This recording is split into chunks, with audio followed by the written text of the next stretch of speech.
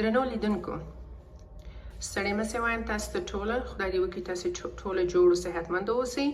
نن زه تاسو ته یو کوچني ویډیوګانې جوړوم چې تاسې څنګه وکړئ چې کور منظم وساتئ په امریکا کې. اول امریکا ته ښه راغلاست وایم تاسو ته، خو موږ به د دې کوچني ویډیو څخه شروع کړو چې ترموستات، یعنی دغه ترموستات چې دی دا ستاسې د اي سي سره کنیکټ دی. اي سي یعنی هغه ماشین چې تاسو ته یخه او ګرمه هوا درکوي.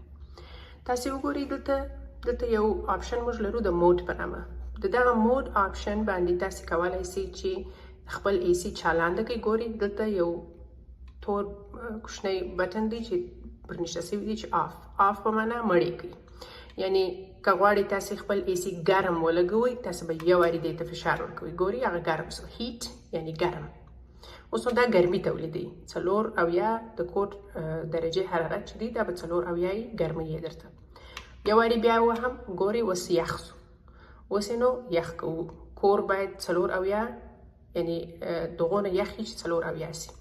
ولی که زما تاسې منئ، تاسې کوشش وکړئ چې کور همیشه تر 15 پورې کور وساتئ. تر 15 یې مه کموئ، مه ډېروئ.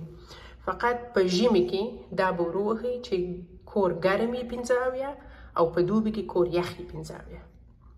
درسته ده؟ او دغه بل دوکمه چې تاسې وینئ دلته دا چې ور ووهئ تاسې دا ډېرېږي، په دې باندې کمیږي. یعنی زه کولی سم که دا چالانده کړم، دا ور ووهم، ګورئ هلته 3 سو، 4 سو، 15 سو. بیرته یې کمولی سم، 3 سو، 2 سو، 1 سو. نو په دې باندې کم زیاتېږي. ډېره مننه. خدای دې وکړي چې دا ستاسو سره کومک وکړي.